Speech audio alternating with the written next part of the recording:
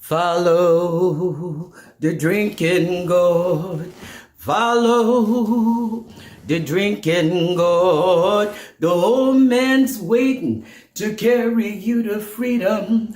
Follow the drinking gourd. Hello, friends. I came in singing because that's how we slaves had to communicate.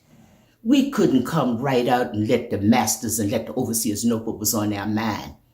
See, singing was kind of a code. Followed the drinking gourd didn't have nothing to do with no God. It was all about the Big Dipper. See, next to the Big Dipper in the sky is the Little Dipper. And next to the Little Dipper, it's the North Star, the twinkling light in heaven that points north. Oh, we slaves, we sang a lot. Sometimes we sang to make the work go faster. Sometimes we sang to make the work easier. And sometimes we sang to just keep our minds off of the hardships that we had to endure. And oh, friends, I endured a lot. I grew up like a neglected weed, ignorant of liberty, having no sense of it. I was born about 1819, 1820. The exact date of my birth is unknown.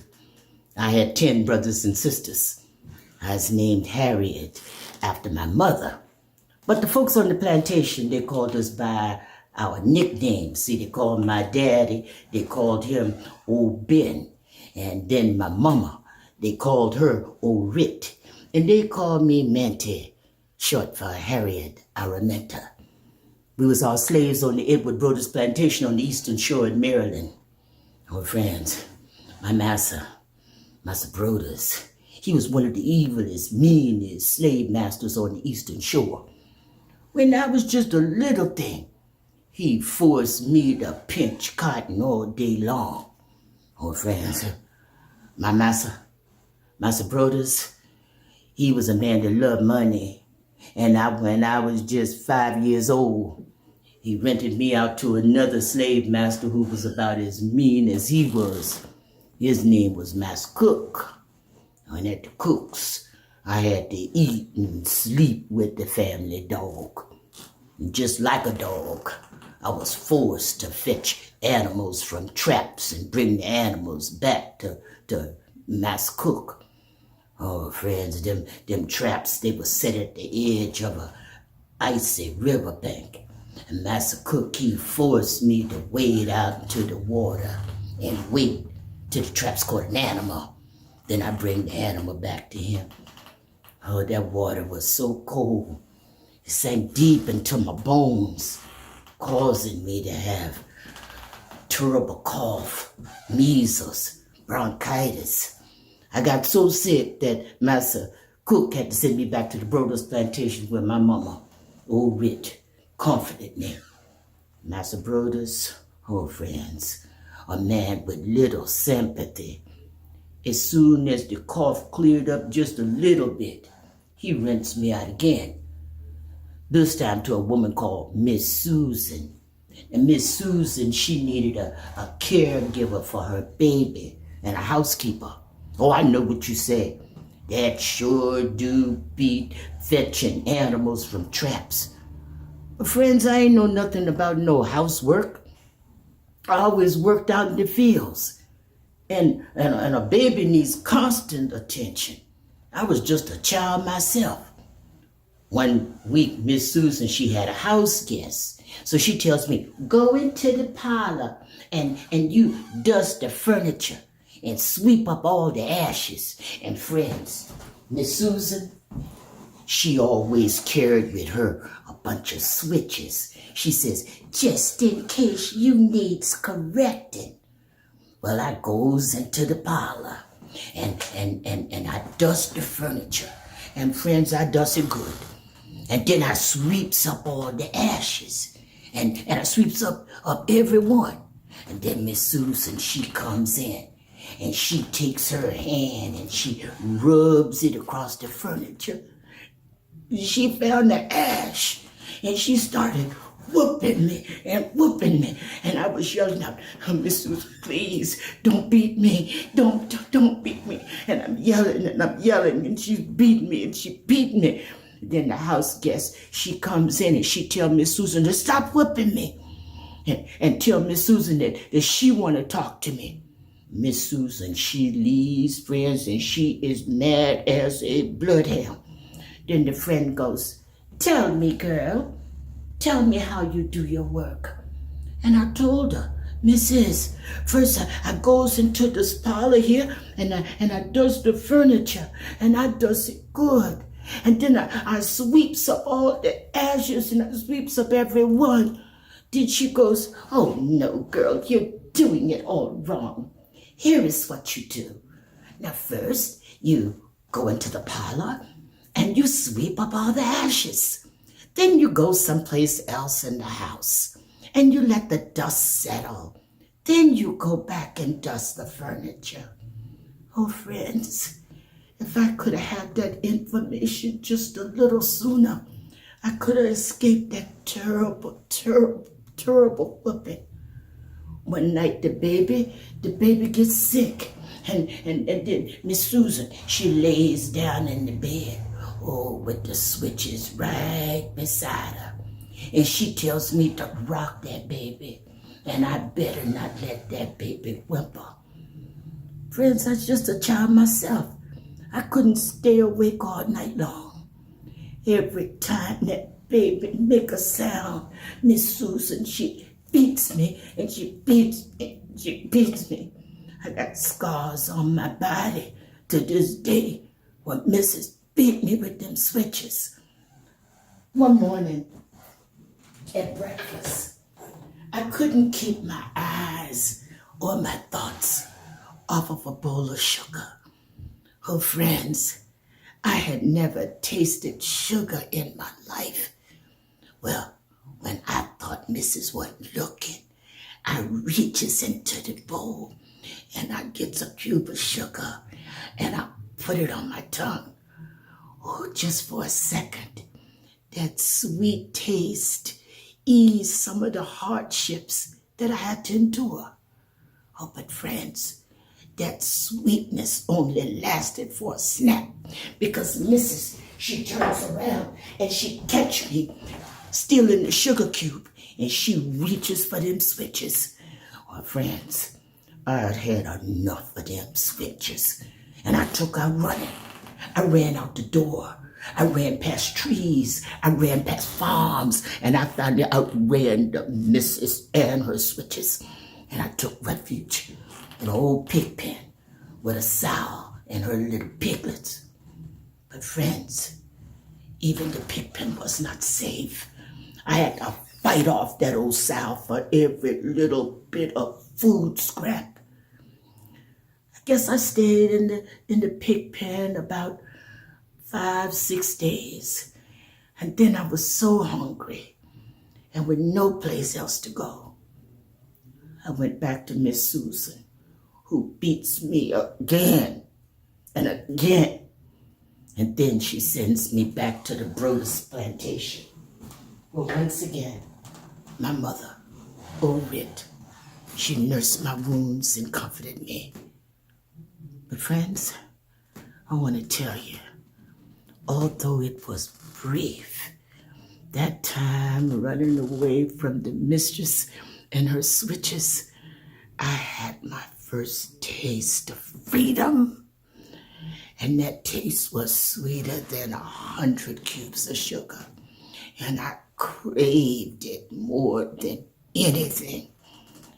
One night, my father, old Ben, he took me outside and he showed me the North Star, the twinkling light in heaven that pointed north. I looked at that star and I longed to go. Oh yeah, I knew escaping slavery was dangerous. I'd heard all the stories about those who escaped and got caught. Oh, mothers were sold away from their children. Fathers were sold away from the family. Some people were horsewhipped and worse. Some people even had limbs cut off. Although it was dangerous, I longed to go more than anything. When I was about 15 years old, I was out working in the fields one day, and I saw this old slave man, and he was sneaking away. So I followed him because I wanted to see what a slave did when he snuck away. Well, friends, I wasn't the only person to see him and to follow him. Oh, masses, his patty roller, his keeper of the slaves, he saw the old men too, and he started to follow him. And all of us, the three of us, the slave man, me, and the slave keeper, we all met up. Well, when the slave keeper, when he saw me, he told me to hold the old man while he gave him a horsewhip beating.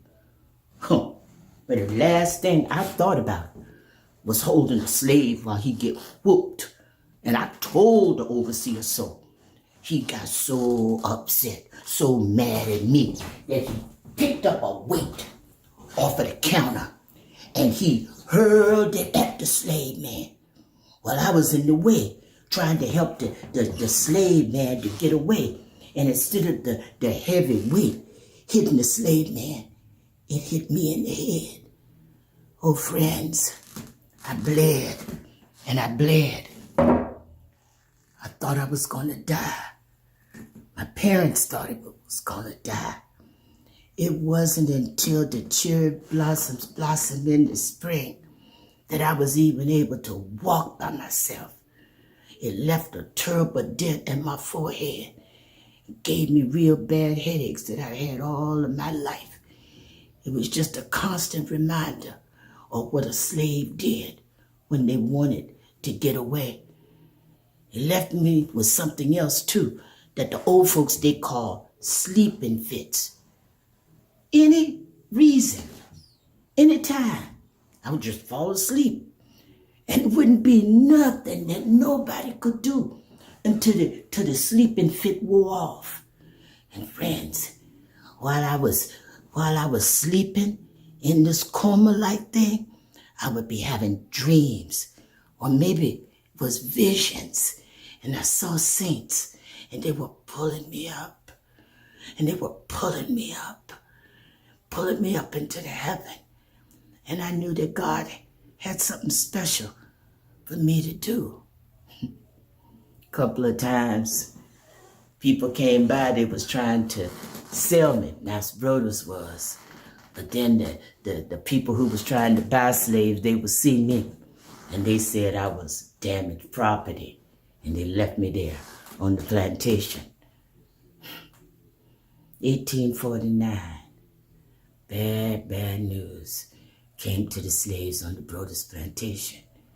On the plantation, it had accumulated a whole heap of debts. And in order for Massa to pay the bills, he started selling off slaves. My two sisters were two of the first to go. They were shackled and sold to cotton country. That was Georgia, Alabama, Mississippi, where the slave masters was the cruelest of all, and slave life almost unbearable. A little bit after that, I found out that I was going to be shackled and sold to cotton country, just like my two sisters. I reasoned this out in my mind, that there was one or two things that I had a right to, and that was liberty or death. If I would not have one, I would have the other, because no man would take me alive. I heard the owl screech, and I knew this was God telling me that it was time to emancipate myself. I couldn't come right out and tell my loved ones, friends, and family that I was going to run off. So I said goodbye by singing the old slave spiritual. When the old chariot comes, I'm gonna leave you. I am bound for the promised land. Friends, I'm gonna leave you, gonna leave you. I'll see you when I can. I packed a piece of saltfish and a hunk of bread in a croaker sack. I took one long look at the North Star. And friends, I ran. Once again, the sweet taste of freedom began to fill me as the twigs snapped beneath my eager feet. I ran and I ran. But friends, I became afraid because I started to hear animals making sounds in the woods. And I became frightened. So I started to pray. I said, God, I'm going to hold steady on to you. And I know you'll see me through. And friends, when I prayed that prayer, I saw the angels and I saw the saints. And they was pulling me up into the heavens like I saw when I was having my sleeping fits. And I got myself together and I headed towards Bucktown. Now, Bucktown was where I had heard the slaves on the plantation talk about this abolitionist lady. Now, see, the abolitionists, they was helping slaves to get from slave country to the land of freedom. Now, every time I would hear them talk about this abolition lady, I would listen carefully and find out everything I could find out. Friends, I found that lady's house. Well, when I knocked on the door, she surprised me. And she put a broom in my hand. And she told me, sweep the stray leaves off the front steps. I thought, oh Lord, I've been tricked back into slavery. But I soon realized that the woman wanted me to have a broom so I would look like any slave doing their work and wouldn't cause suspicion. Oh, friends, when I had the broom in my hand, the broom seemed to turn into a staff. And I felt like Moses in the Bible story who led his people to freedom. And I thought to myself, if I can get free, I can become the Moses of my people. But at night, the woman's husband, he put me in the back of his wagon. And then he put a blanket over top of me.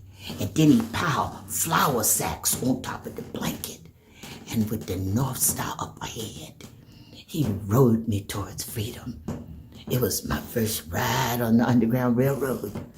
A ride I'll never forget. Swing low is sweet chariot. In the morning, he showed me how to make the rest of the trip on foot by following the Choptank River north. Oh, friends, that trip was not easy. I had to only travel at night. And then during the day, I had to find old empty barns or potato holes or salt sheds, anywhere I could find to hide. Some nights I'd be just running. I'd be just running up the eastern shore. And I could hear the dogs, and they'd be barking on the shore. And then I would say, Lord, I can't outrun the dogs. And look like the river would start to speak to me. And the river told me, a lot of times, take off your shoes. You just wade in the water. Wade in the water. Wade in the water, children. Wade in the water. God's gonna trouble the water. I kept on running. I kept on running up the eastern shore, friends. And some nights it was so cool and it was so cloudy that it hid the North Star away from me. But I kept on running until one day in April, 99 miles away from the Brothers Plantation, I crossed the line of freedom. Oh, friends, when I crossed that line, I looked at my hands to see if I was the same person now that I was free. There was such a glory over everything. Oh, the sun shined like gold across the fields and through the trees. Oh, and I felt like I was in heaven. But friends, my joy, it turned into sadness because there was nobody there to welcome me to the land of freedom. Everybody I loved was still enslaved. Oh, Ben, my daddy, Rit, my mother, my sisters, my brothers. I said, Lord, I don't have no friend but you. Come to me because I got trouble. But friends, trouble didn't bother me so much. I gathered my wits about me and went on to Philadelphia. Got myself a job. I was cooking and washing dishes in a hotel. The work was hard, but I was making money. And while I was lathering them dishes, I had plenty of time to think. I was going back to the land of slavery. I was going back to slave country. I was determined I was going to bring all of my loved ones, friends, and family to the freedom that I had found. But I kept thinking, when do I go back? I started to go to meetings at the Philadelphia Vigilance Society. It was operated by a free black man and another man. And the primary reason for the Philadelphia Vigilance Society, the anti-slavery organization, was to help slaves use the Underground Railroad. Now, the Underground Railroad didn't have nothing to do with no railroad like out west in the trains. The Underground Railroad was a hide and help network that helped slaves get from slave country to the land of freedom. While I was going to the meetings at the Anti-Slavery Society, I got a chance to question slaves. I tried to find out everything about their journey on the Underground Railroad from slave country to the land of freedom. I found out everything I could. And when I thought I knew enough, I decided to become a conductor on the Underground Railroad. I traveled twice a year, once in the spring, once in the fall. With every trip, I learned something different about how to move my fugitives safely from one Underground Railroad station to the other. Oh, it wasn't easy. We stayed in the empty cellars and the secret attics and barns of good people, black and white. Now, that was Underground Railroad. And friends, sometimes these poor slaves, they get frightened. They want to turn back. But I wouldn't let them. I wouldn't let them. If I let them go back, then everything about the Underground Railroad, all the station masters, all the conductors, all the secret hiding places would have been tortured out of them. One night, this old slave man, he tell me, oh, Harriet, I'm going back. Massa wasn't that bad. We ain't never gonna get the freedom. Friends, I pulled out my revolver and I aimed it at his head and I told him, dead men tell no tales. If the hounds are barking, you keep running. If they yelling at you with torches in their hands, you keep running. If they shooting at you, you keep running. You be free or die. I couldn't let him go back. I couldn't let all that good information Everything that kept the Underground Railroad going, I couldn't let it be tortured out of them. 1850s, the fugitive slave laws came into effect.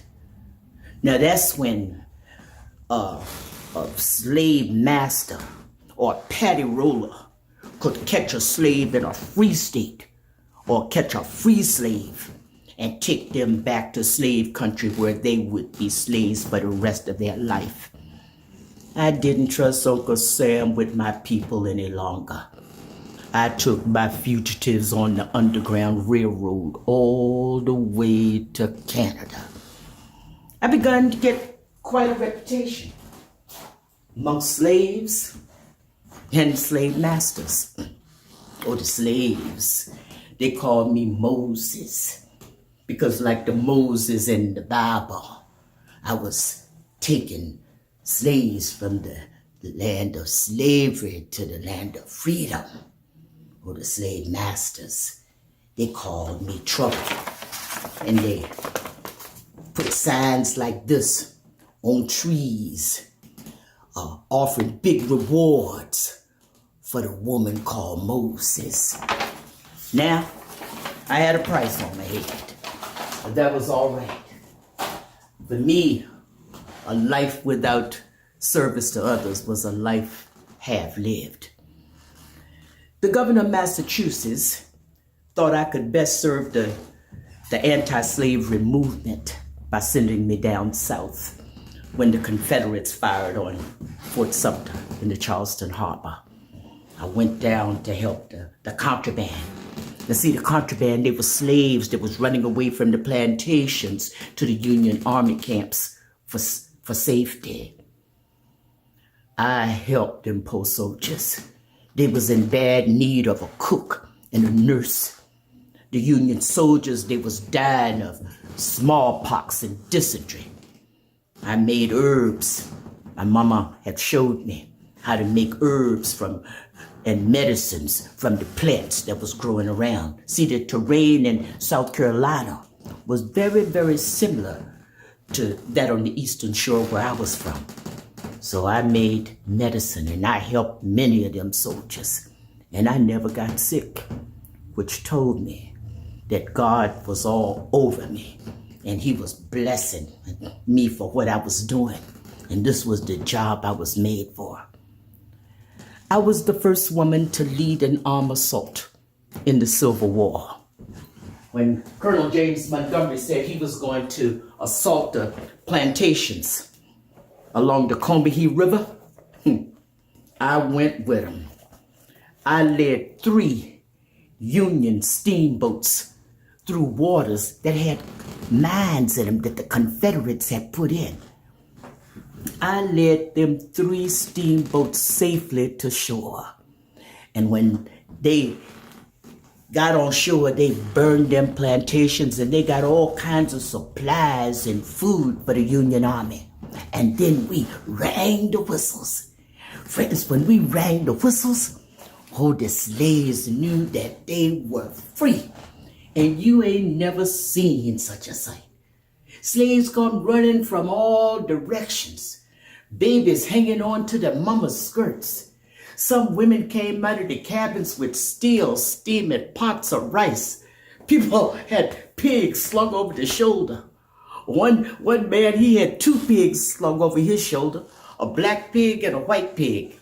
When they got on the boat, we named the pigs.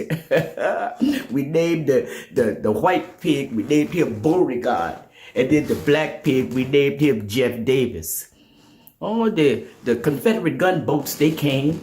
And the old masters, they came with the whips and the guns telling the slaves to go back. But they didn't go nowhere. When the Confederate gunboats came, we were safely on our way to Beaufort, South Carolina. They called it the Combahee River Raid, where over 700 slaves was freed. And friends, it wasn't the Emancipation Proclamation that freed them. It was me, Harriet Tubman, and the Union soldiers. The newspapers praised me. They called me a patriot because so many of the black men, they went on to join the Union Army. I served Colonel Robert Gould Shaw his last meal at the assault on Fort Wagner. And friends, that battle was something. We saw the lightning, and that was the guns. And then we heard the thunder, and that was the big guns. And then we felt drops of rain falling, and it was blood falling. And when we went to bring in the crops, it was dead men that we reaped. I went on to work with the Union Army for several years after that. I was spying. I was trying to help the newly freed slaves. I was scouting, nursing. I finally ended up here in Virginia at Fortress Monroe, nursing.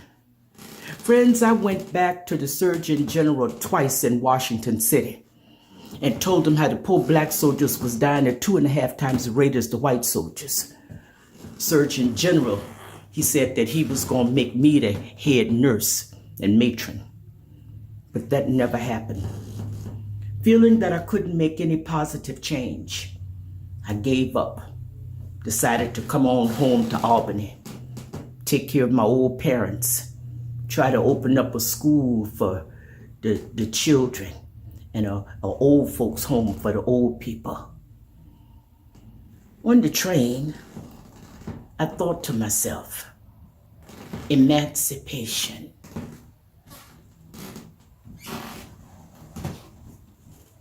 Emancipation means the freeing of. The freeing of. While I was sitting on the train, the old conductor, he comes by and he tells me, go and sit in the smoker's car. I tells him, I've been out working for the Union forces, for the government. The war is over. I have a right to sit in this car. He says, go and sit in the smoker's car. I thought emancipation means the freeing of. While I holds on to the rail and I refuse to move, he calls on 2 other passengers on the train to muscle me off the rail. And then he threw me into the smoker's car, all of them, breaking my arm and causing me other injuries. Emancipation Proclamation. Emancipation. The freeing of.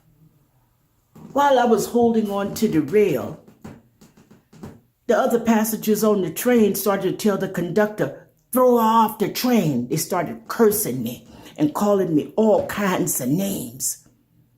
And I thought, emancipation, the freeing of. Master Abraham Lincoln, he issued the Emancipation Proclamation in 1863. The poor slaves in Texas, they didn't know nothing about it for 2.5 years later. Emancipation, the freeing of. I worked for the Union forces for years, and I never received a regular salary, hardly any money at all. Emancipation. As far as I'm concerned, the Emancipation Proclamation was just one step in the freeing of every black man, woman, and child. I grew up like a neglected weed, ignorant of liberty, having no sense of it. Every great dream starts with a dreamer. Remember that you have the strength, the passion, and patience to reach for the stars. Quakers. Now, Quakers are called friends, and they will help you every time. Friends.